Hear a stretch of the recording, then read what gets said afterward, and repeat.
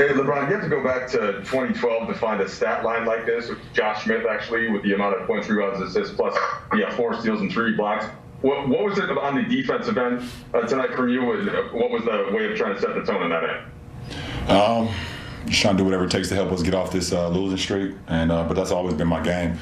To be able to play both ends of the floor, hold myself accountable, and be there for my teammates.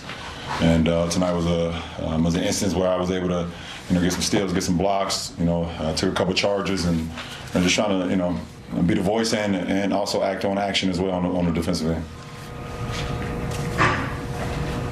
You guys had a certain game plan that worked pretty well against Dame in the playoffs last year. It seemed like you employed it, especially in the second half tonight. What's the key there for you and the bigs coming up to help in the guards, and how do the guards deal with Shooter and Caruso specifically? You have to, because Dame has, Dame has unlimited range. So you have to be up on screens. Once he crosses half court, he is in his range. You have to have everybody up the floor, the guy that's guarding them and the guy that's guarding the pick and roll.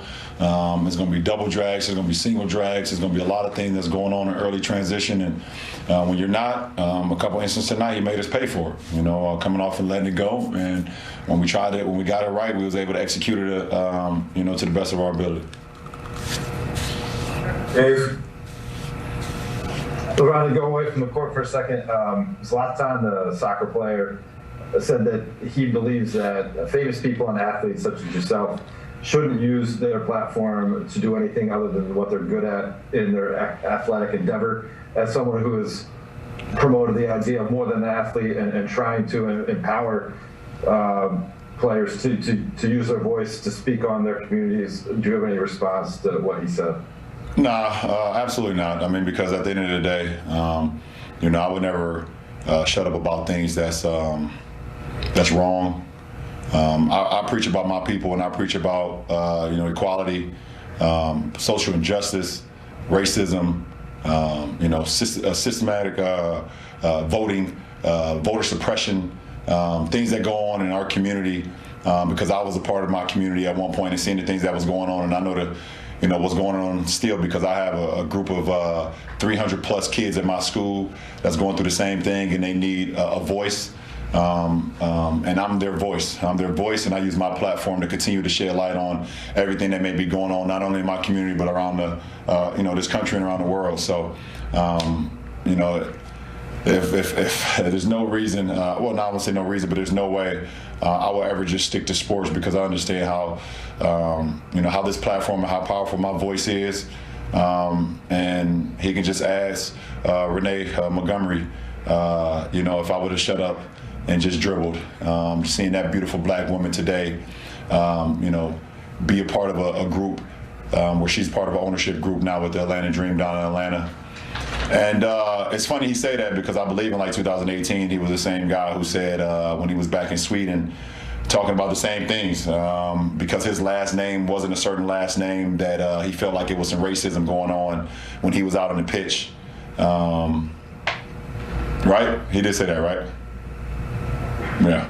I thought he said that. So I speak from a very educated mind. I'm kind of the wrong guy to actually go at, because I do my homework. Dan? Well, I can't ask you about anything else now, so. Along those lines, when you look around this league and you see a new generation of players not growing into their voices, but coming to the league with them, having them, I'm curious, how does that make you feel? And are there any players in particular whose leadership at a young age really speaks to you?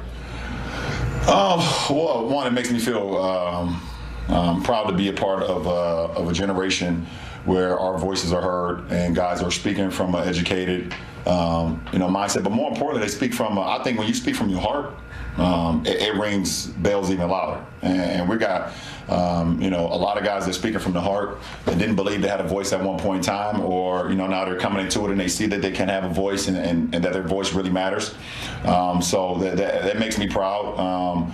And you see, guys like, Jaylen Brown, who's very, obviously he's educated beyond his years, and I love what he stands for in our league. And you see Pat Mahomes, also a younger guy, and Alvin Kamara, and in the NFL, and those guys speaking about things. They're young, but they speak about things that they feel like is unjust as well in their communities and whatever that's going on in the whole grand scheme of things. So, as athletes, obviously we've been heard this for a long time to just you should be privileged. You should be, you should be thankful, to be able to dribble a ball or run a football or be able to do the 100-yard dash or be able to, swing a baseball bat and things of that nature. You shouldn't be able to speak about anything else. No matter if it's right or wrong, you should just do that. But that's not the case. It's not the case anymore. And as long as I'm around, it won't be the case for a long time. From Warren Calhoun.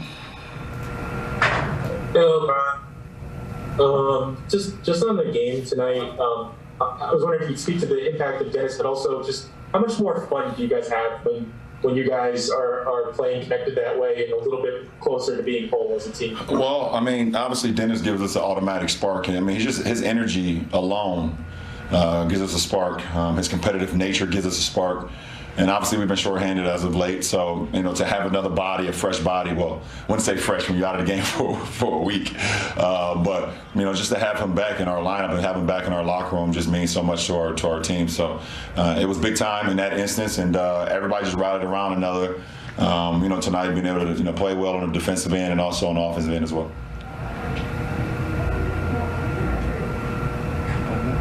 Is that it? All right, appreciate it. Before we get to LeBron and basketball, I just want you guys to get your thoughts in on what he was talking about. Dave McMenamin from ESPN had asked him about what Zlatan Ibrahimovic, soccer player, said about LeBron, kind of, shouldn't speak to politics or just kind of play sports, and that's what he thinks, athletes should do, even though he also a couple years ago said Muhammad Ali was his favorite athlete of all time because he spoke up for what he believed in. So it's the irony there. But LeBron always says, and I loved what he said here, I do my homework. And I'm just always shocked when I hear another athlete say that athletes should just play sports. Maybe it's you don't want them to talk about issues that they don't share your same beliefs. I just have a hard time wrapping my head around that one. Big game. Sometimes it's hard to reason with ignorance. Yeah.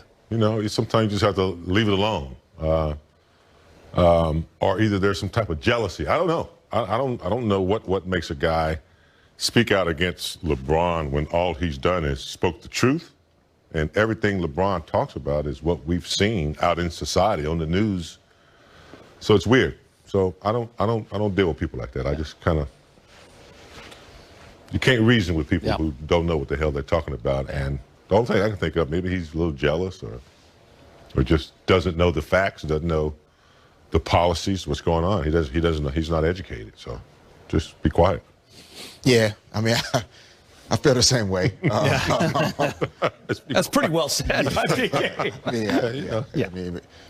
How we describe politics and what he feels is political in nature. Yeah. If you're speaking towards like really important issues, in our country, in the world, the history of how we got here, like that's not really politics. That's about the human race. Yeah. It's about people of color. It's about, underserved communities. Those aren't political positions. Yeah. We're not talking about Democrats or Republicans or independents or, that's not what it's about. I'm not sure what that's about, honestly.